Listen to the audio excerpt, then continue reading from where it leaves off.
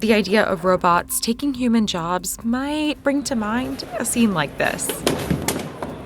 But it's not hardware that has white-collar workers concerned. It's rapidly advancing software, since artificial intelligence is doing a lot more than finishing emails. Perhaps the biggest nightmare is the looming new industrial revolution. The erosion of the middle class, already one of America's most serious problems, could get much worse with AI if we ignore it. Here's how AI is already taking over tasks at white-collar jobs, and why employees and companies are both excited and concerned for the future of work. Generative AI can auto-complete your sentences, write feature-length films, or organize your calendar. And tools using it, like ChatGPT, are taking on an increasing role in white-collar work. They can create first drafts of documents, presentations, images, video, and product designs. Currently, 25% of work tasks could be automated by AI in the US, according to Goldman Sachs research. Generative AI helped make this ad, and this one too. The company advertised here said creating the image for this AI-generated ad cost about 10 times less than traditional methods.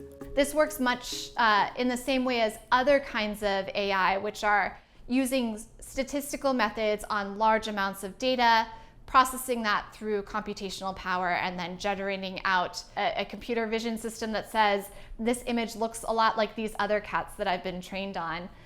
Generative AI is functionally very similar. It goes beyond creating images. Alphabet is now using AI to run anti-money laundering surveillance programs at banks like HSBC, and says it's cutting out human error. And when the transactional data and illicit behaviors change, as they do, so does the AML AI engine. For some tech companies, AI is contributing to job cuts. A May report said nearly 4,000 tech workers lost their jobs to AI. Artificial intelligence is also eliminating future positions. Take IBM as an example.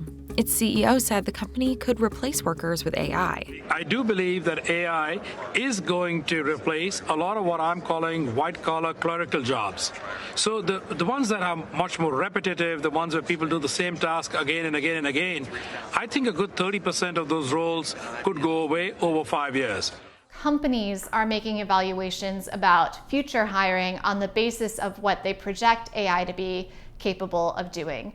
That's a much more tenuous area. An IBM spokesman said the company was still hiring for thousands of positions. I think that what we've seen in past deployments of AI is that it's frequently used as a justification for layoffs, but it doesn't necessarily mean that it is effectively replacing what human workers are capable of, or that it's increasing workers' productivity. Dropbox laid off 16% of its workforce in April, but not to replace workers. Like IBM, it said it wanted to invest more in AI, which meant cutting elsewhere. So we see demand growing for these products a lot faster than we could have anticipated. And I think you could have seen the technology coming, but just the way that the interest went vertical is something that's way ahead of schedule from our expectations.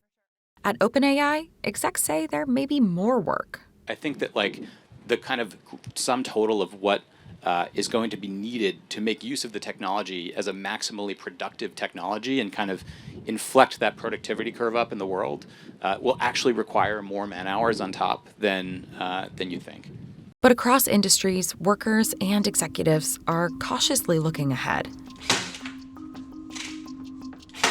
AI's role in television and film production is a key point of negotiations between the Writers Guild of America and the studios. Speaking to the Wall Street Journal about the strike, the co-showrunner for The Handmaid's Tale laid out the writers' union's concerns. You know, we could tell from the negotiations that the studios had a plan, and we could deduce that that plan was probably one writer in a room with one or two machines creating an entire show. Studios have said they're committed to discussing the use of AI with the WGA. The WGA strike, I think, is a really important moment to be paying attention to, because it's a place where workers have taken the forefront in putting AI at the front and center of their negotiations about their working conditions. If it's coming for us, the creators of imaginary worlds, it is literally going to come for everyone. But there may still be time to figure out how to best integrate AI into the workplace. So I think it's really important that in the present moment, we preserve space for a public conversation around the deployment of AI systems that ensures that they're working in the public interest, in workers' interest, and as well as an employer's interest.